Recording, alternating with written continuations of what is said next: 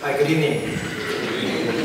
I would like to first thank the organizer of ASA, in particular Bob, the chair of the annual conference, Randy, the executive director, Marty, I communicate every 2 hours in the past few days, and also the Belmont faculty members that involved Paul Lake and other people in this conference. It's an honor for me as a scientist and also as a Christian to be with you all. And I looked over the mission of the ASA organization, what it has done and what its mission is. I think it's such an important area today in the 21st century. For example, my church pastor, Pastor James, sitting here, one day in one of the Sunday sermons, he said that the number of priests that from the religious school that going into the career of priesthood has been decreasing. And young people, especially young people in today's world, many of them are going away from God. And there are many reasons, but one of the reasons I think relevant to all of us here today is modern science and technology is transforming our lives every minute. With iPod, iPad, and the technology is transforming every aspect of existence today. It's overly powerful and dominating. It's almost as if faith, beliefs, is pushed to the sideways. And when a tough question comes, such as the question of stem cells, fetal tissues, if men and women of science who are Christians do not stand up, express our views, and then those young people will be convinced by the other side that the science is everything, there's no need to have faith and belief in the technological, scientific developed world today. So I think the challenge that we face as Christian men and women of science is particularly daunting today.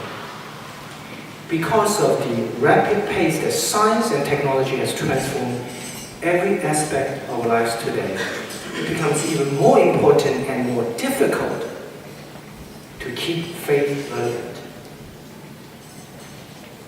And when there's a conflict, such as stem cell and fetal tissue research, that I think it is for us to stand up, express the view that what's God's intention and what is the solution, rather than, in my personal view, rather than shy away from the conflict, maintain a dogmatic view, kind of turn a blind eye to the fundamental transformation that science and technology has given us.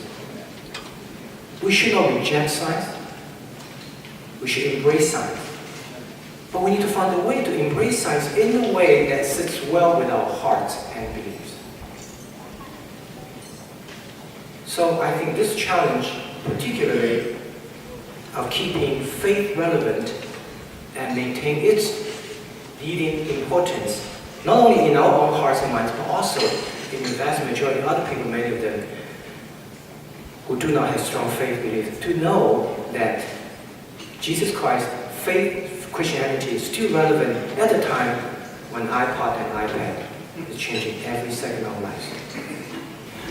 So my topic today is faith and science, friends or foes. Underneath your chair, there's this handout, which basically my lecture notes today. So you don't have to make any notes that everything I talk about is in the handout. But I thought I will begin the process by sharing with you where I came from. So the title of my talk is Appreciating Opportunities in Life. That's the first half of my talk. And the second is Faith and Science, Friends or Foes. I think it's important for us to have a good, well-grounded cultural roots, tradition, where our faith came from, why we believe in Jesus Christ. What is our life experience that shaped us that way? And I want to share a little bit about how I came to Christ and how I found myself to be the pathway of walking with Him. This is a picture of a Great Wall. You know, everybody knows the physical significance of Great Wall, which was the amazing structure built by the first emperor of China 2,000 years ago. And it's one of the few structures that are observable by spaceship shuttle in the sky, a few man-made structures visible on Earth. But few of us understand the significance of Great Wall. What does it mean? People, in this case people of China, will spend centuries to build a wall to wall itself in. What does it say about its people? And will help us, because I'm going to come to that. We have a China Bible project, which is facing significant challenges. One of the challenges is people in China think things foreign are bad. Because Chinese has suffered through 100 years of being invaded, being exploited, with Opium War and others. So this is a Great Wall. It's important to know its mental significance as well. This is a map of China. Forbidden City, built for one man, the emperor. I was born in 1960, grew up in a family of physicians. This is a picture taken when I went to college. My father was internist, and he was prosecuted during the Cultural Revolution for writing books, intellectually curious, a crime that committed by many intellectuals during the Cultural Revolution, in the views of communist government. My mother, on my right, she is an infectious disease specialist. My brother, all of them actually now live in the United States. Both my parents are retired from Stanford Medical School in California, and my brother is on the faculty at West End, Chicago. So I grew up in a family of intellectuals, and my parents always asked me to ask questions. Why? I remember my father said when I was very young, I saw workers digging the ground, making ditches, and I said, "Daddy, are they digging the earth?" And one time we were in the zoo, and we saw these chimpanzees and monkeys, and my father said, "You know, these chimpanzees, some of them, some time ago, a long time ago, had changed into like humans." And I said, "When would they change into humans?" The ones in the zoo. 1966. The communist government decided the best way to keep on governing is to destroy the future of its young people. I want you to think about what I just said. The best way to keep on governing is to keep people ignorant. The best way to keep people ignorant is to destroy the future of its young people. So they started the Cultural Revolution. Every single high school, junior high, senior high graduate were deported to the poorest part of the country and condemned a life of poverty and hard labor. If any of us dare to escape back to the city, they will be jailed or killed. Just think about it. If you were in school, you're one of the students during those times, you work hard, you're looking for a life of opportunity, then in your teenage years, your future are abruptly cut short and denied of all opportunity for happiness. Deportation means being deported to the poorest part of the country and condemned to a life of poverty and earning $1 a month for the rest of your life. Cultural Revolution or Cultural Holocaust destroyed the future of 20 million people. I caught that in the mid-1970s. I was 14 years old, 15 years old. I was finishing junior high. And I was a straight student. I thought I was going to be able to have a life, looking for maybe becoming a doctor. But communist government descended in my parents' house, said, Ming, you graduate now, go. Deportation. It turns out that one of the ways to avoid deportation is to have a music talent.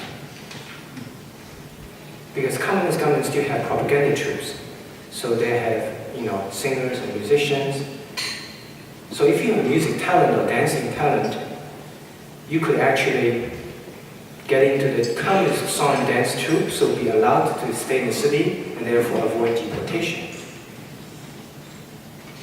So my father came home one day and said, Ming, I've got something for you to do. You don't have to be despair, you don't have to give up.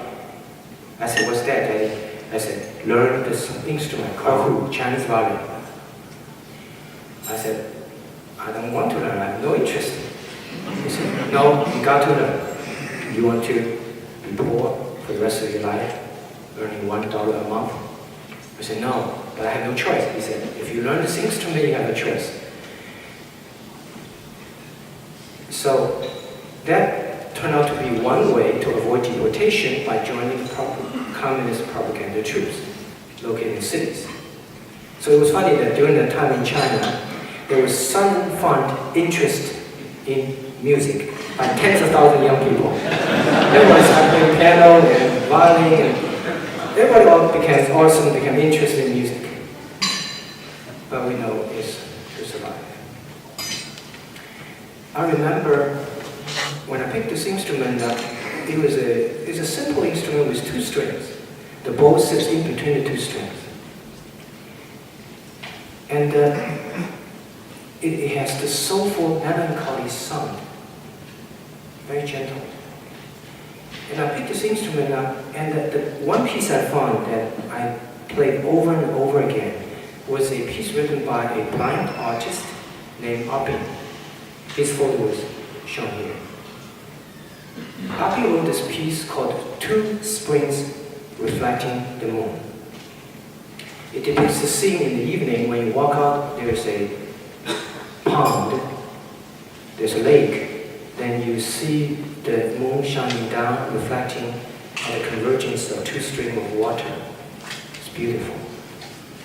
But it is a beautiful piece not because it's natural beauty that the piece was depicting, but because it was an imagined beauty. Because this artist, it was blind. He was imagining how beautiful it would have been if he could see. This is one of the most famous pieces in Chinese music repertoire. And at age 14, I picked up this piece. I found myself resonating with it. I was playing this piece day and night.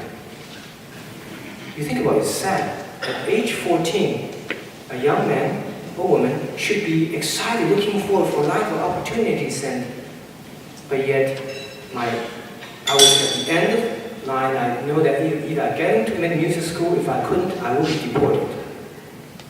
So I was resonating, my sad feeling was resonating with the sad feeling with this blind composer. Now years later, I know why. The shared feeling between the composer and me, because he could not see physically anything. He was blind. I could not see mentally any future in my life. But my plan to avoid deportation through music playing was recognized by the communist government. So they recognized many other youth all learning music. For that reason, they put a stop. So you couldn't learn music. Then I started learning dancing. Because, propaganda troops need dancers. And here I show pictures. In fact, in the middle is when I was learning dancing when I was at the age. And these are propaganda dances. Mao, little red book dance. And if you don't, those red guards dances around, sometimes dance around even somebody like you, university professors, who were criticized, put on trial by these energetic red guards that were sent there by Chairman Mao, the dictator. So you see a picture of one of the professors in the university were being put on trial. But learning dancing was not successful either because communist government put an end to that as well. So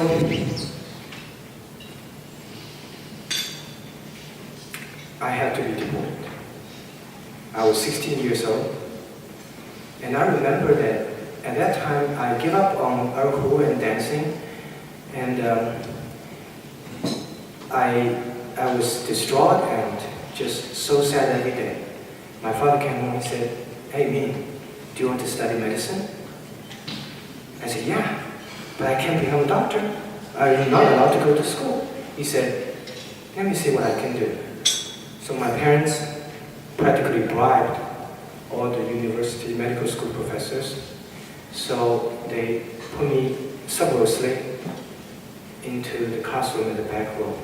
So all the university professors would open one eye, close one, didn't see me. Didn't see the youngster sitting in the corner. That's Professor Wang's son. So I was studying, all of a sudden putting in school and studying medicine secretly with no prospect to become a doctor. I remember asking my father, I said, "Daddy, why should I be studying?" He said, "You study there, you can hide out from the government. The government don't see you, they forgot, otherwise they'll deport you." So that's one reason. And second, he said, "You're going to learn some knowledge. Knowledge will be always useful."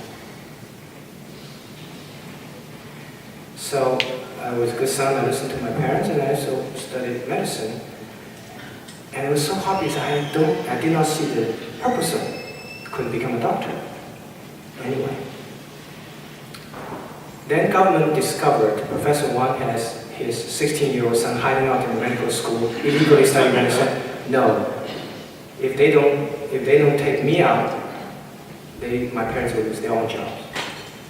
So I couldn't even study knowledge for the knowledge's sake. At the lowest time in my life, which was about when I was 16 and a half, I met a young man whose father was like Arthur Miller of China, wrote plays, and one of the plays was called Xiao Dao Hui. And the government decided there was a play that trying to criticize government, so they killed his father. The young man was 2 years of my senior, and he found me in despair and very unhappy every day. He said, "Ming, can we do something together? Like my father, I can write, and maybe you can teach yourself music composition." So I learned music composition, worked with him, and we together created many songs. Many of the poems he wrote, I taught myself music composition and I composed for it. I still remember one, to this day, one of the songs we wrote together. Remember, these are two young men, 18 and 16, for no reason, because they were born in the wrong place at the wrong time, at the bottom of their lives, giving them all hope for life. The song that we wrote together, is we probably did about 50 different songs. One song was the Prisoner's Song. And I still remember the words he wrote. He said, "At the foot of the mountain, there's my hometown. There's no water, no sunlight." And I'm not a good singer, but I was singing the tune that I composed at age 16. The purpose of which is to let you show the mental status of a 16-year-old teenager who should be excited and happy and looking for life opportunities, be being condemned at the bottom. So it goes this way. The music that I composed for his poem. Do, re, mi, re, do, re, mi, ma, si, do, si, la, mi, ma, si, do, la, mi, re, mi, fa, re, mi. So, the dictatorship, the communism destroyed the dreams, the happiness of so many. 1976, the dictator died. And China realized what a tragic mistake it made upon itself by having destroyed the future of 20 million youth. had shut down colleges for 10 years. So they reopened all colleges, and one day my father came home and said, Ming, I've got something else for you to do. I said, oh no, Daddy, no more. I think I'm good enough, son. I did everything you want me to do. Learning art, I had no interest in that, or dancing, studying medicine. There was no process of becoming a doctor. And music composition, I never got anywhere. No, he said, no, this time is different. He showed me a clip in newspaper, 1976. Dictator Chairman Mao died September 9th. That China newspaper in the corner said the college entrance examination, which had been shut down for 10 years, may be resumed. He said, Ming, you can go to college. And I said, wow, I thought I would never be able to. I was so excited, so happy. I said, Daddy, I guess, I finished 9th grade, so I guess I would go to 9th grade again, or 10th grade. But Daddy said, no. College entrance exam, you got to go to the 12th. Jump 3 years ahead. I said, wait, when is the college entrance exam? He said, 2 months. 3 years ahead in 2 months. I said, you are crazy. I can't do that. I forgot everything I studied.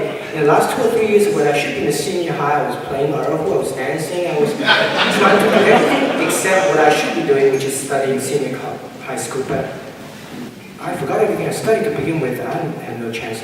And furthermore, my dad said, not only you have to go to 12th grade, you're trying to get into college. Now that year was particularly difficult to get into college because there were 10 times more applicants. There are 10 years of battle students all came back. They want to so 1977 was the hardest year to get into college. Only 1 or 2% of high school graduate at 12th grade will get into college. So here I was, I dropped off after grade 9, had not studying for 2 or 3 years. Now I have to jump ahead 3 years, cover all the material in 2 months, and trying to be placed in the top 1 or 2% of the 12th grade. So I was in a new distraught this time, and it was not happier. I said, Daddy, I couldn't do it. First of all, ladies and gentlemen, this is the point of my first part of my lecture.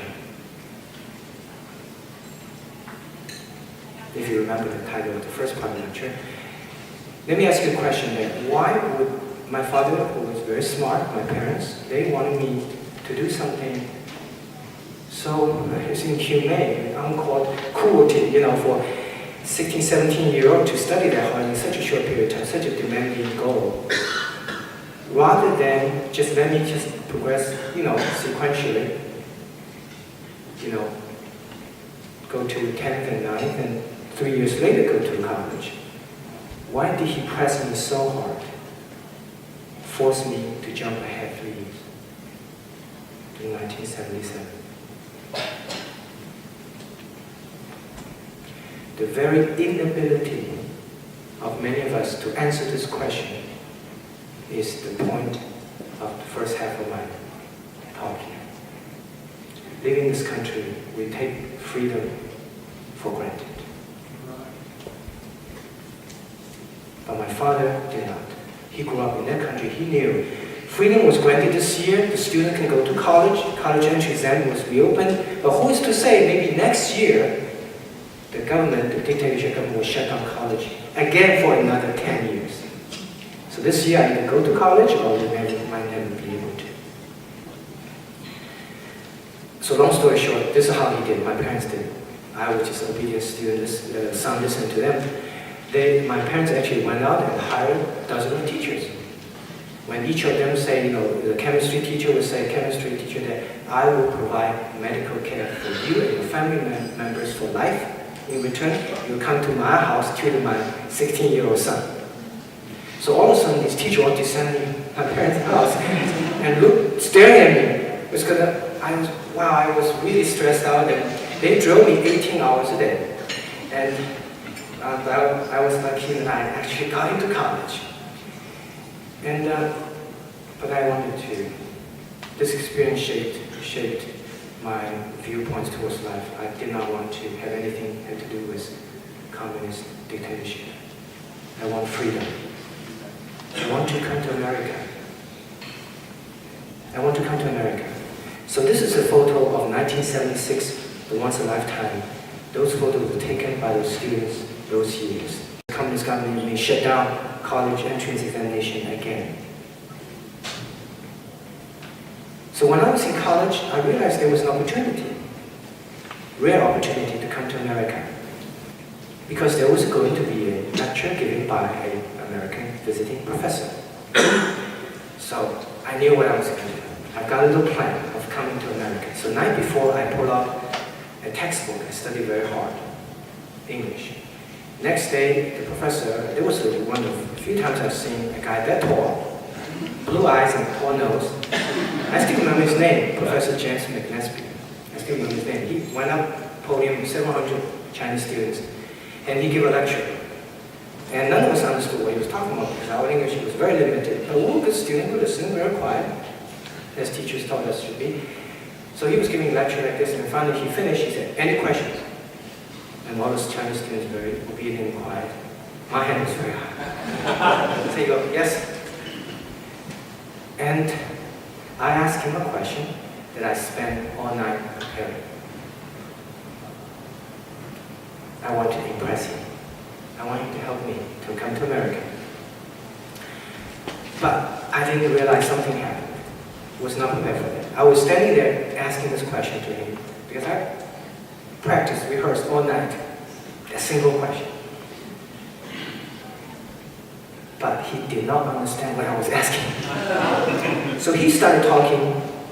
It must be something like asking to explain what the question was. And then I realized I spent all night practicing learning how to ask the question. I forgot how to listen for the possible answers. So I had no idea what he was talking about. So all I could do is keep on asking the same question over and over. Make a fool of myself in front of 600 or 700 students. All sitting down looking at me, "Man, you're so weird. What are you talking about?" So I keep on asking, and because I have no idea what Professor McNasby was saying. Finally, he figured out my question. It turns out that I did pull out the English textbook to study all right the night before. But I happened to pull out a British English textbook. The way the question was phrased was in a British way. I even remember the question today. It says, "What is the academic load of your school?" Because I picked out a question to impress this university professor, isn't it? So in Great Britain, it turns out that academic load has a specific meaning, how many undergraduates are supposed to have in chemistry, physics, which is subject I'm applying, to get a bachelor degree. But in America, academic load doesn't have that specific meaning.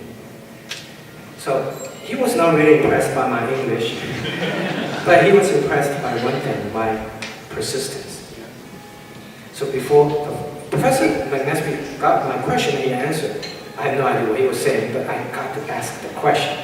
So before he went off the podium, he goes, "That student, I want to see him in America."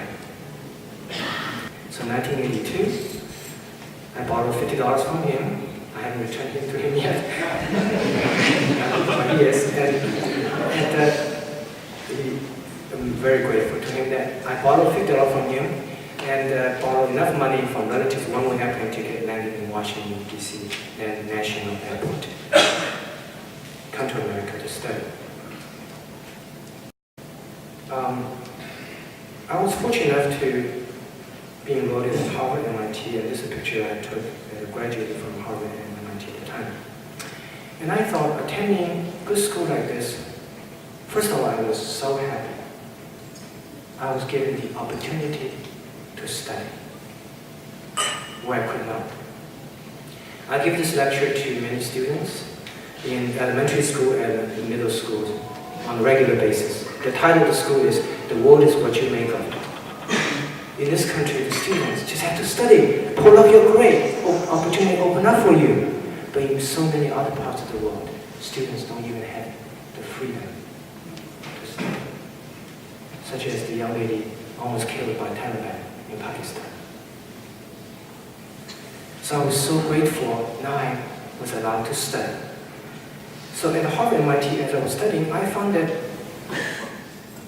many things I thought that I could find answers for in science, I found one interesting observation, very startling observation, that the more science I study, the more unknown questions I have. So I began to ask myself the question, is it possible there are bigger things and more fundamental answers to questions of lives beyond science? For example, human eye. Human eye, that if you look at all the ganglion cells arrangement, the neurons, the synapses, the retinal epithelial cells, if you allow these cells, just say these cells are going to randomly assort themselves out, it's going to take more than the lifetime of this earth, or the universe for that matter. It's a mathematical impossibility that such an orderly structure, its very orderliness is vital to its function, could have any chance to have formed randomly. Beyond human eye, the brain. The brain is even more complex structure, the visual interpretation. The neurologist told us that the number of neuronal synapses in one person's brain, the number of the neuron synapses, is more than all the stars, planets that human has ever discovered in the universe. Wow. Can you imagine such a complex structure? It's very ordinance, it's vital to its function, it's everywhere, a little bit out of order, the whole thing got screwed up. Could it evolve randomly? Neuronal connections. Furthermore, beyond the eye, beyond human brain, the neuronal connection, genes and DNA. We have 3 billion base pairs. Yes, Human Genome Project has sequenced human genome, but that's just 10,000 miles, just the first step. Just imagine you could walk in the library with all the books on the shelves, and all GATCs, but in some sort of random order. And then you pick a book, you see all the GATCs, it's going to take you a long time to understand the grammar, the language of the genetic expression. So having the physical foundation discovered the gene sequence, the 3 billion base pair of GATCs, is just the first step. It's mind-boggling. For example, questions like this. We take for granted when we have a genetic mutation, we will have a human disease. You know, cystic fibrosis gene, the mutation can cause dysfunction of the whole human being. Mutation in the retinoblastoma gene can cause retinoblastoma growth. The gene in the colon cancer gene, breast cancer gene, BCA gene, can increase the chance of breast cancer of lady 300 times. But we take for granted, when you think about it, it's amazing. Gene is such a small structure. To say that a genetic mutation at a GATC level will cause ultimately the human, as an organism, the human bodily function dysfunction, giving such vast difference in size, such a small gene, such a big human being, the body, it's almost as if you're saying that you sneezed, whole earth will shatter. The only way that genetic mutation, such a minute size mutation, can cause such a big organism, human body malfunction, is to have every level closely coupled.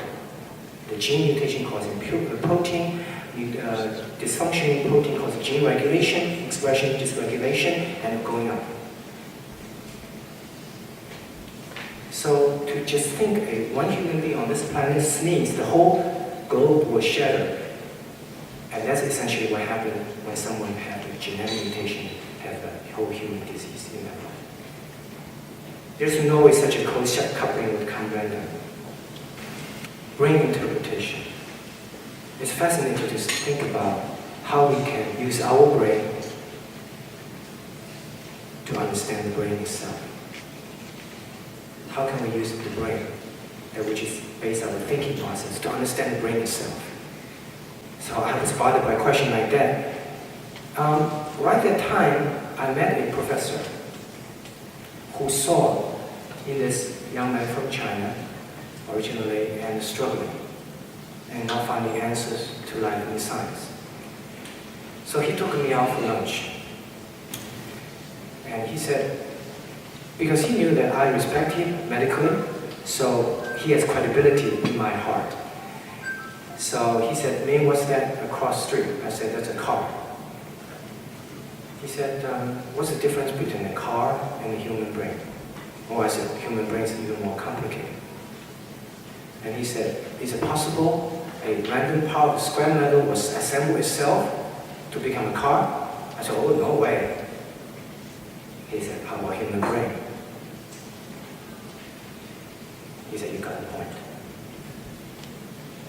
He recognized a huge void, a deficiency, in my view of the universe, of the world, and he jumped at the opportunity and brought faith.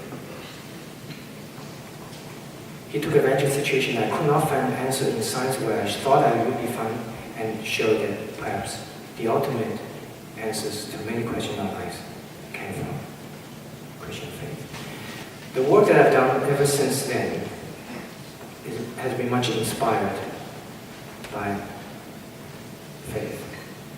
Whether it's research, whether it's charity, medical charity work, whether it's foundation work that we work with other doctors, the fundamental driving force, the fundamental reason behind all that is the view that I have been saved, I have been given the opportunity to study, and I want to do my part. I just showed you some example. Recent years I worked at 3D LASIK, that's the latest technology for LASIK surgery. We had the opportunity to perform the first one in the world, which is a digital technology. The difference between 3D and non-3D is the difference between digital camera and regular camera. These are the textbooks that I published in the LASIK and cataract surgery and corneal fields. And these are surgeries I perform as a laser eye surgeon. Young patient, 18 to 60, 3D LASIK, get rid of glasses. 40 to 65, the one that as we get older, your arms getting shorter. And we have the 3D forearm surgery to get rid of your reading glasses. Then when you're older, cataract, we have laser cataract. We had the opportunity to introduce many new technologies. And also, I've been involved with foundation work. There's no question that in this country we are going through a financial crisis of healthcare. There's no question, as the world's most powerful country, we should not have 15% of the population not served, not having health insurance. The question is, how can we find the answer? I, for one, having suffered through communism and socialism, I do not believe bigger government is the answer. I came to this country from a country there's no freedom and choice. I appreciate freedom and choice so much that I think if we're going to solve the healthcare financial problem, we should not allow government to take advantage of that and enlarge its power. But how can we do it? We still have to fund the resources to help the poor. There's no magic bullet. But I do feel that part of the solution could possibly come from doctors volunteering our own work.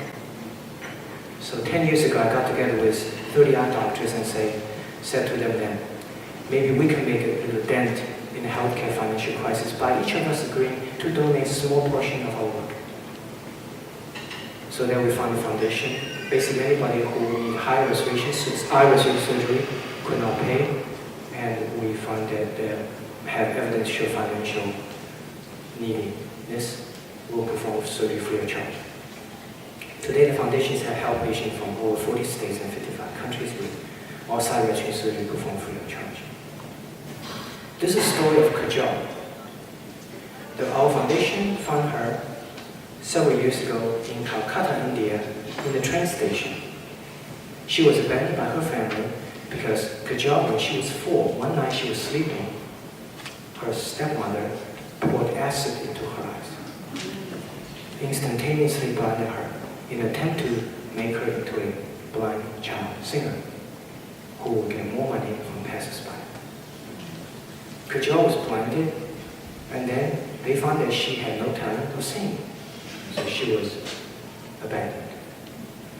Our foundation from Kajol in the train station near Calcutta, India, almost died from starvation. Many Nashville families participated in the process of bringing Kajol to Nashville, and we performed one major side restoration surgery, restored limited degree of her sight so she could walk around. She became so happy. At our foundation's annual event, how would you call it, a ball or a gala, the purpose of which is to raise money to help people see.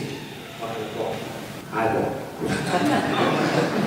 So in our foundation's event called the eyeball, after the speeches, the band at the background on the photo on your right struck the music Tennessee Waltz, and you see this little young lady came on the floor and did a little waltz. And when she finished her dancing, that I gave her a microphone because she was very small in the middle of the big ballroom in downtown Nashville in front of 500 eyeball attendees. And so, could you say something? Say something to the big uncle and aunties who all loves you so much.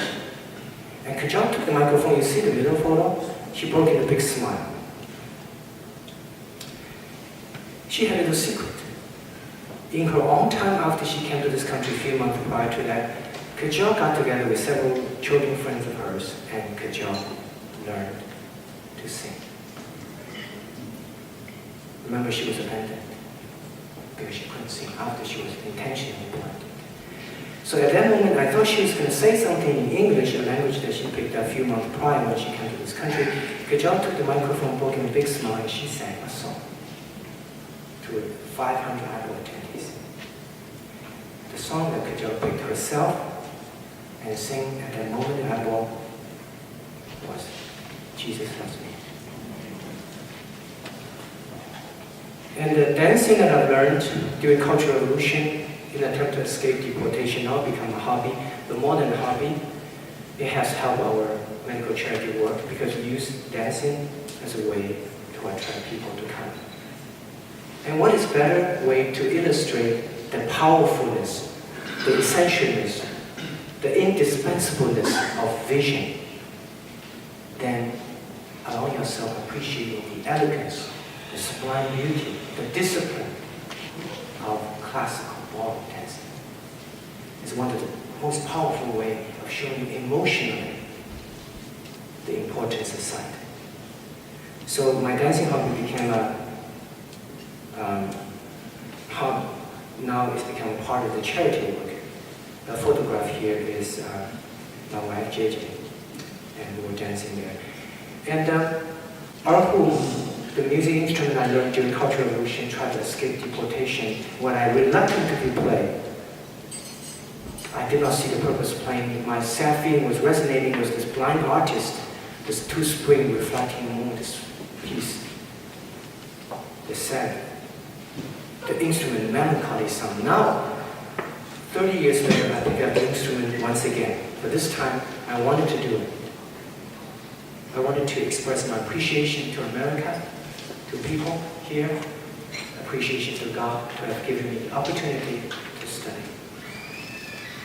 So the instrument, Arul became Carlos and I created this band called Music for Sight, instead of music for ears, music for sight, to bring awareness, the importance to the public about the importance of course of sight restoration. I even ventured into East and West. I believe the future of the world is by picking the best from the East and the best from the West, combine them.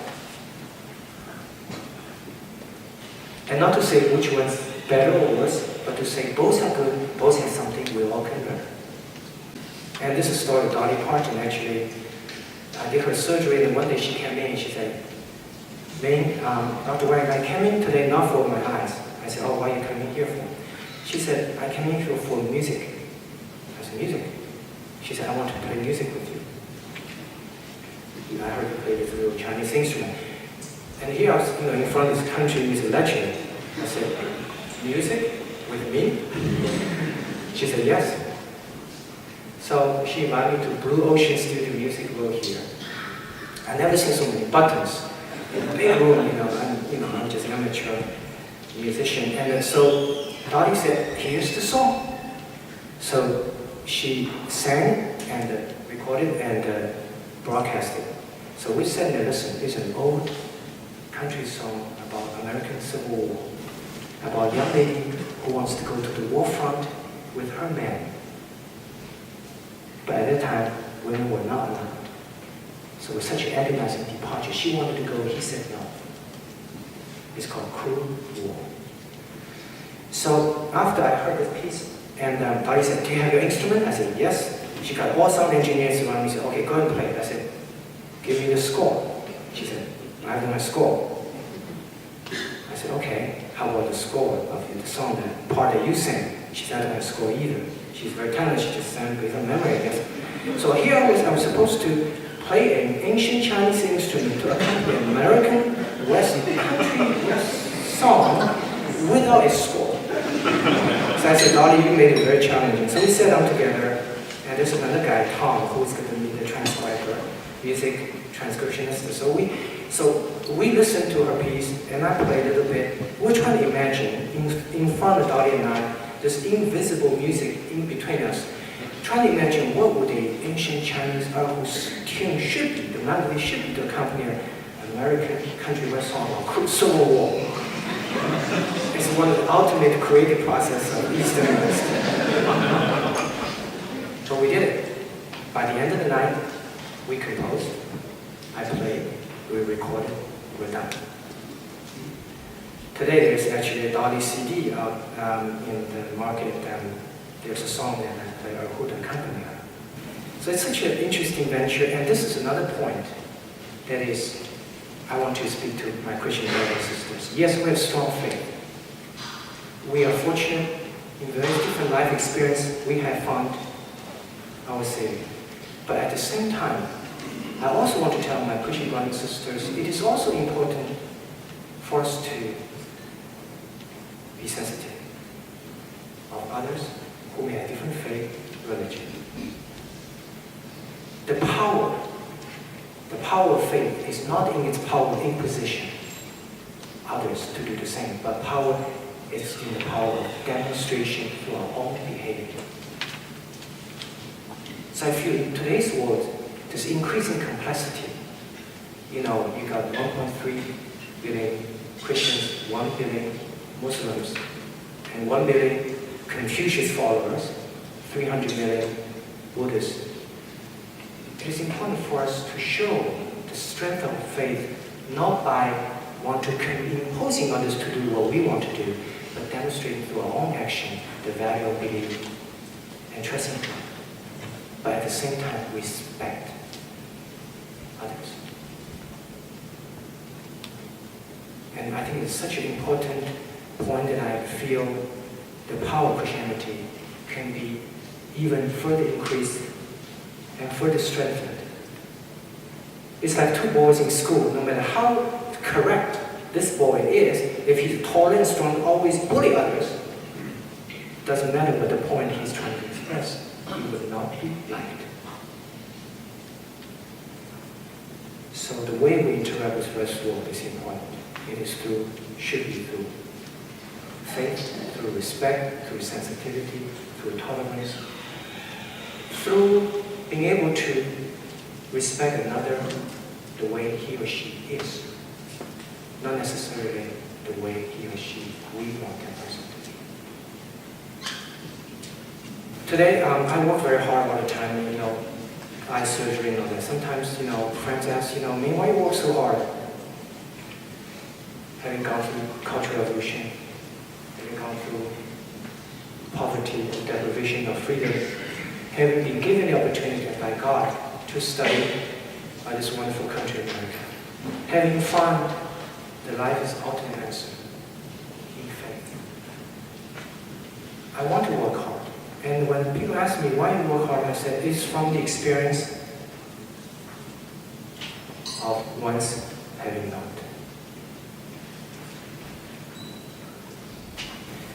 Here I want to take a little break and introduce to you a book that I came up with me. This is a book from Dr. Rice Brooks, and it's called God is Not Dead. And the reason I brought it up because my story, part of my story of my searching for faith and beliefs was included in Dr. Rice Brooks' book here. And we have the opportunity and honor to have invited Dr. Rice Brooks with us today. And I'm going to ask him a question because he compiled here stories such as mine, but many, many others, Christian brothers and sisters, seeking Lord from different lives, from different perspectives, from different cultures, different countries. So I want to ask Pastor Rice a question. Pastor Rice, I'm going to pick up the microphone. Why do you title this book, God is Not Dead? Well, first of all, I want to say for all of us that you really are a treasure to us, who you are to this city, and I think we should just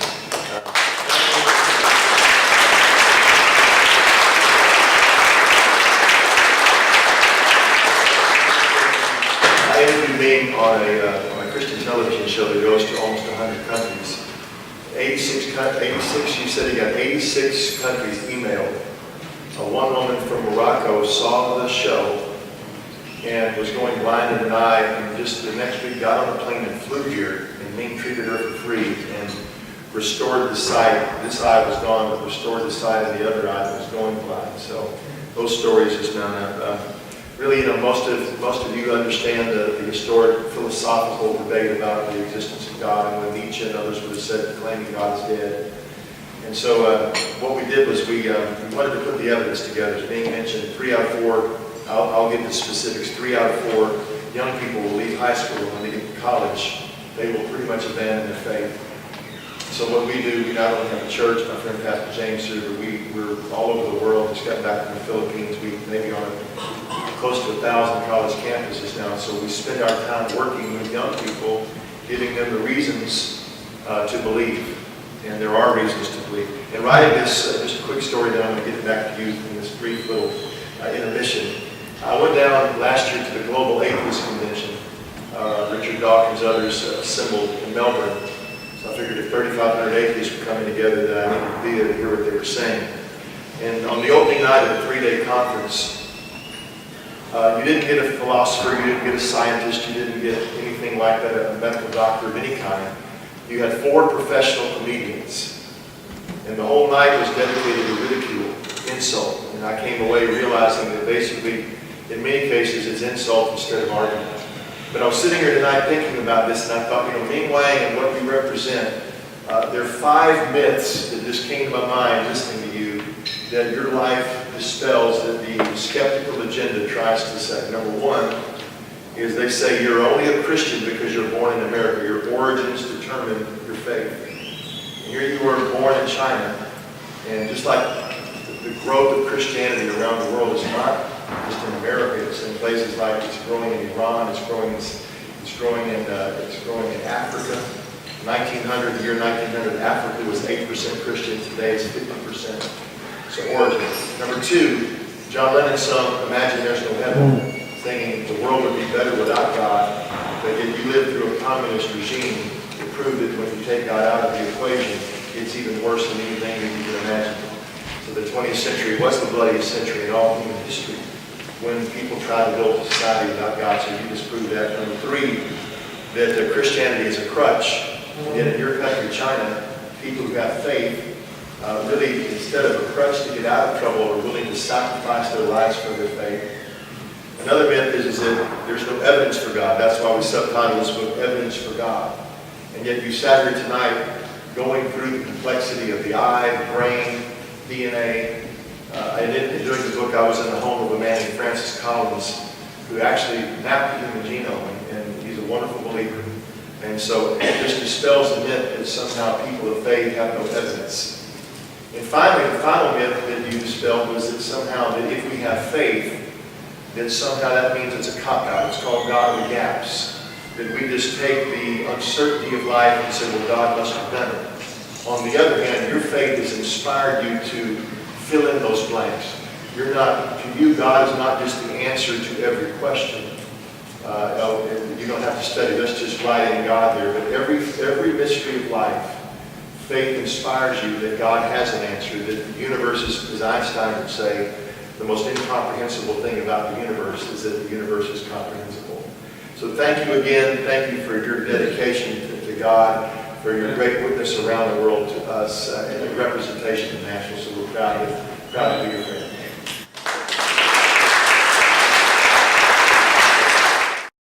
Material wealth does not equate spiritual wealth. At a time when China is doing better economically, the communist ideology has fell to wayside. Nobody believes in communism anymore because communism has made people only poor, such as North Korea and Russia and China. So they don't believe the communist ideology. They are advancing their economic life, but all of us living needs to have physical and mental food. Cannot just live on the material wealth alone. So there's a spiritual vacuum, and people don't know what to go by. What's the moral, ethical principle? It's an unprecedented vacuum. Because nobody believes in communism ideology, but they have to believe in something. In fact, if you ask Chinese leaders today, you say, what is the biggest problem today? They will answer with one word: corruption. As evidence of lack of God. When someone no longer believes that someone else up there is watching his or her behavior, if no other human being sees it, that's an example of a non-believer. That person is more likely to behave unethically. So, this is spiritual vacuum. And this is a picture of Great Wall of China, the Nine Dragon of China. And Christianity started in 1807 when English Protestant pastor initially introduced Protestant Christianity religion to China. Dragon is the symbol of power in Chinese culture. And there are 70-80 million, which despite its number is only 5%. Even though Christians are still a minority in China, 5%, however, the power of truth can transcend the numbers. There are many phrases in the Bible that says that. Peking opera. And these are various different Bibles translated. And Chinese culture is characterized by this sense of balance. To understand China, we have a Bible project going to China, we need to understand the people. So here there's a few critical differences between East and West. East emphasizes balance, West emphasizes extremes. Black and white. It's like Hollywood movie. There's no gray, either bad guy or good guy. There's no semi-good person. Life is not like that. Life is living gray. All of us has good attributes and bad attributes. So, East and West. East believing when you decide to do something, you look in the tradition of doing it. West believe whatever works now is whatever works. East believe that you're doing things more than just for your own sake. It also shows how well you present yourself in front of your community. West, I'm doing it because I want to do it. East have lots of superstitions and certain thought process may not be the most efficient to lend itself to modern economy. West is based on efficiency. East tends to look things underneath longer, just like an old man. Chinese have got 5,000 year history. He's like an older man, more mature, more willing to think, have deeper thoughts. And West is emphasizing superficiality and instantaneity. Just like Hollywood movies. You got to get to the answer quicker. You got to have action. Car chase. So those are various different attributes. East is more reserved, less outspoken, a little bit more melancholy. West is more optimistic, more open. So all these are different attributes we need to understand in order to interact with the East. Even though that most of the Chinese are not Christians, but today God's words, I believe, will transcend cultural barriers. Terracotta, the soldiers, those clay soldier ball buried with the first emperor of China. This is a photo of Chinese Chinese government sanctioned Christianity is very strict, very strict. And still communist country, they're still prosecuting Christians. And those are some photos. This is a historical opportunity to bring the teaching of Jesus Christ to a quarter of human race.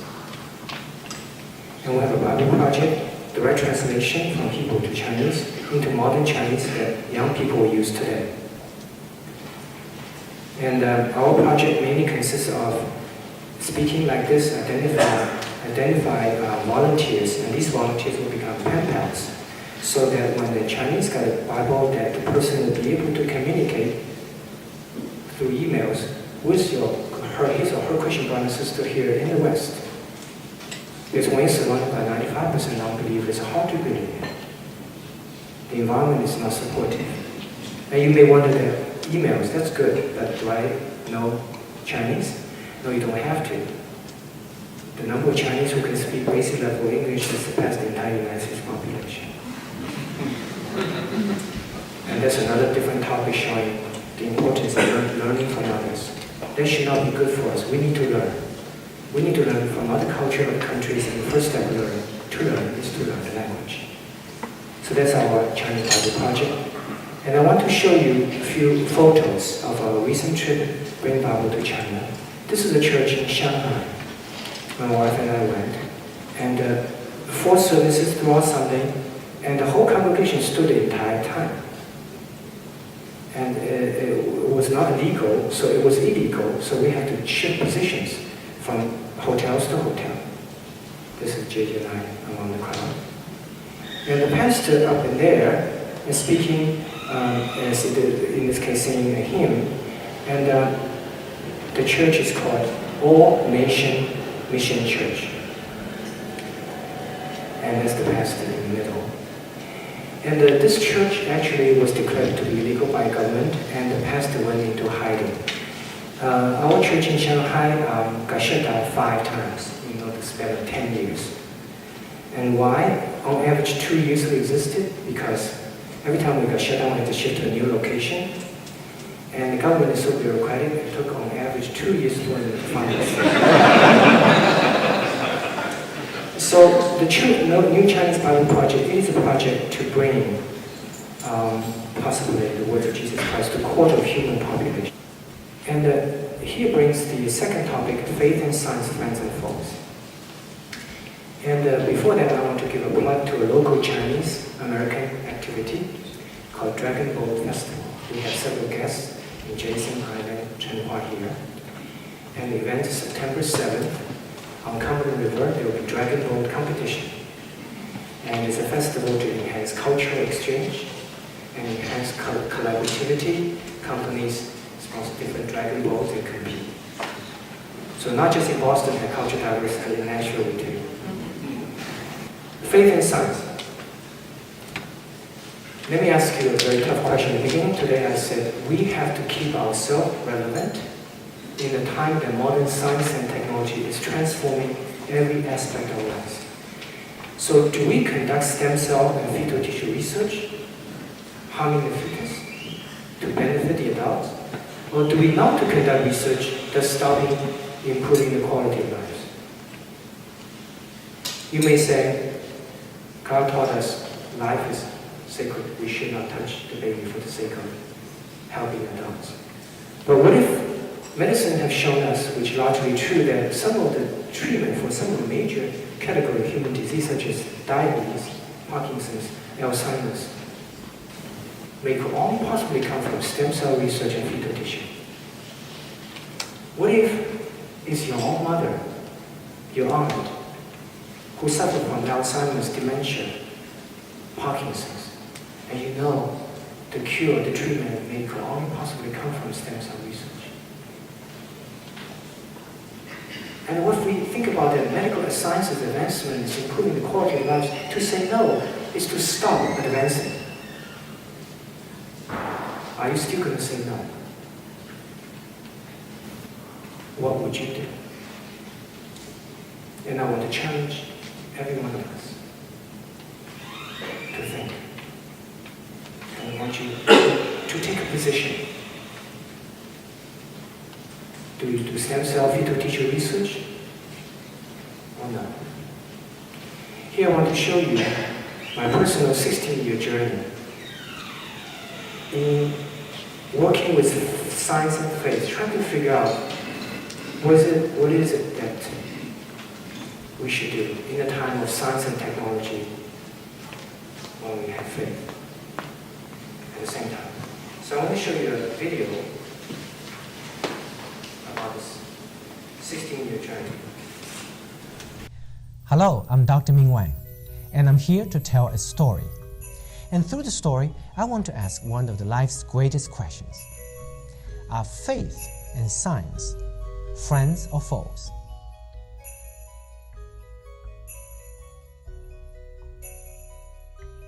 "16 years ago, we were conducting corneal wound healing research and found that in contrast to an adult eye which scars after injury, resulting in the loss of sight, a fetus can actually heal without scar. Understanding how a fetus can heal without scar offered the intriguing opportunity to help us figure out how an adult eye can also heal without scar, therefore preserving sight. But here, science and faith clashes with each other. Faith dictates that we should leave the embryo and the fetus alone and should not conduct such research. In contrast, science says we should.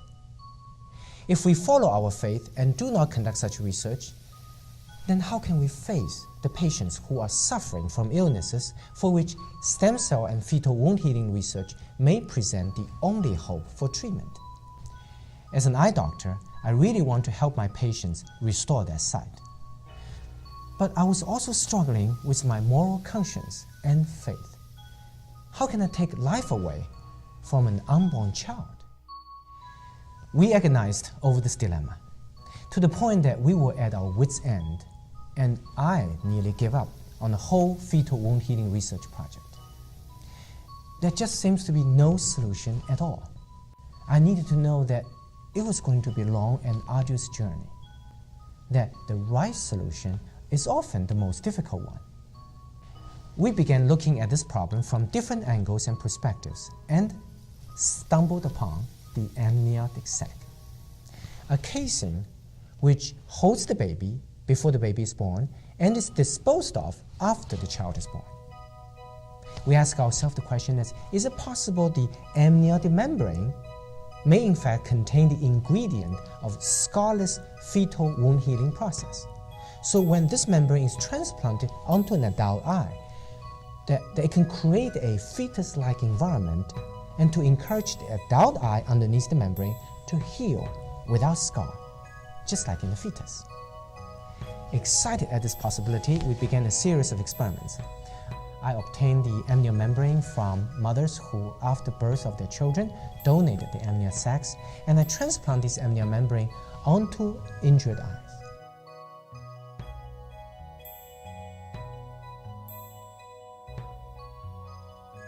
We published the first paper in scientific literature that demonstrated laboratory success of reduction of corneal scar with amniotic membrane transplantation.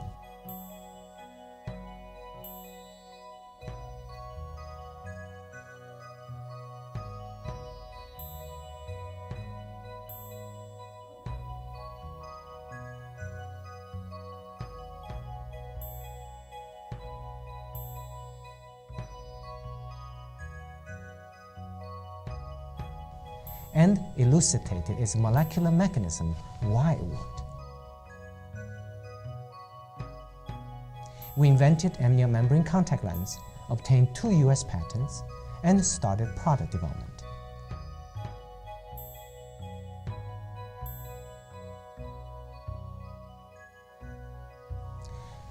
Finally, after 16 years, we succeeded. A Nashville doctor is introducing new technology he says can do more than help patients see. It can actually hear.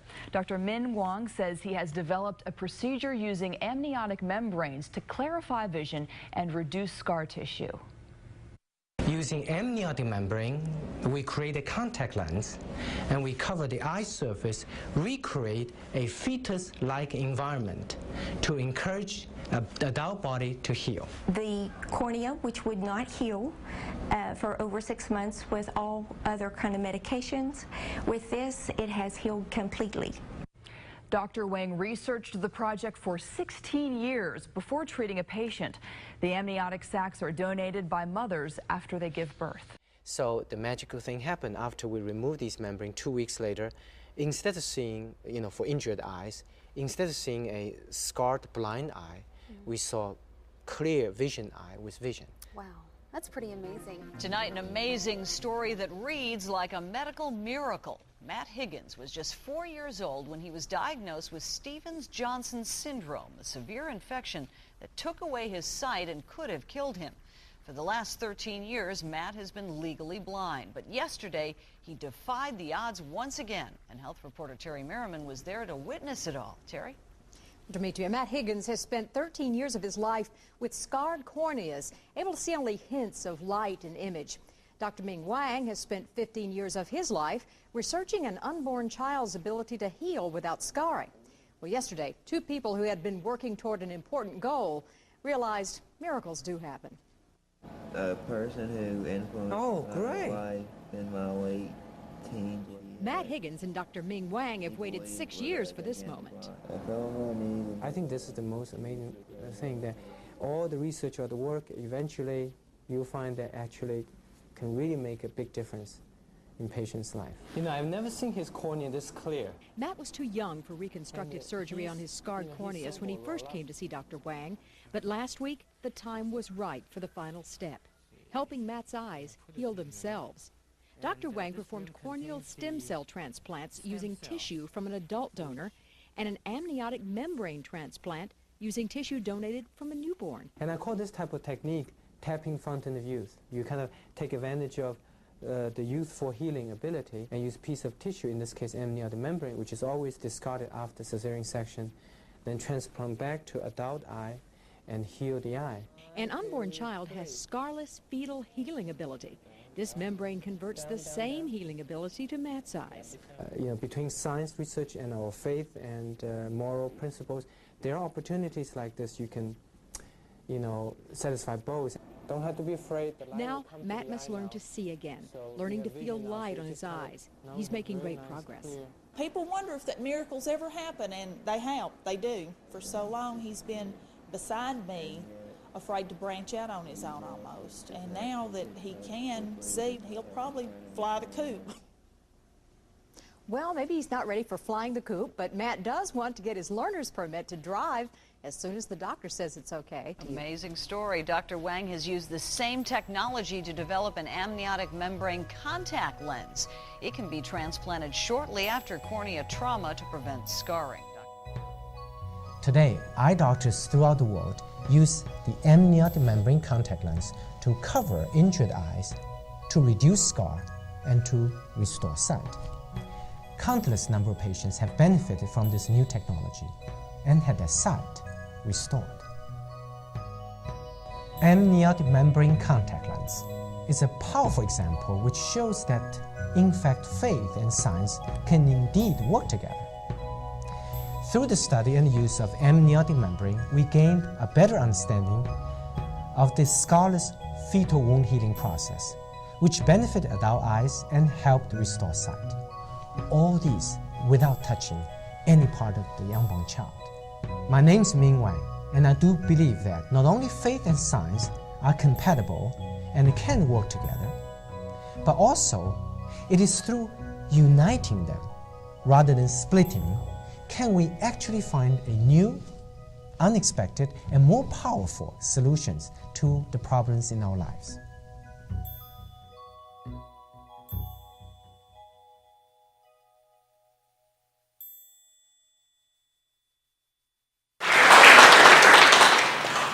I want to acknowledge the artist who actually produced and shot this video, a remarkable young video artist named Nathan Cochran. Nathan, can you stand up?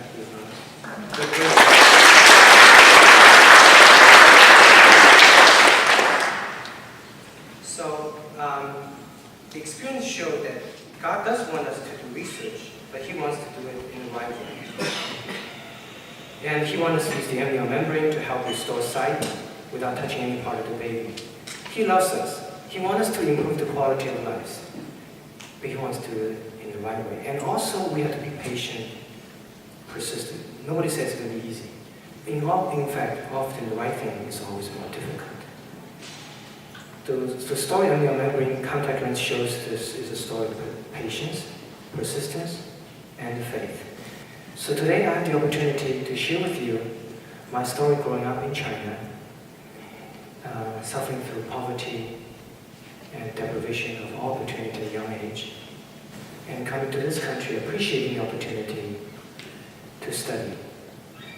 And in the process, in the learning, finding out that science does not provide all the answers to the world, and faith provides the ultimate. And it's a story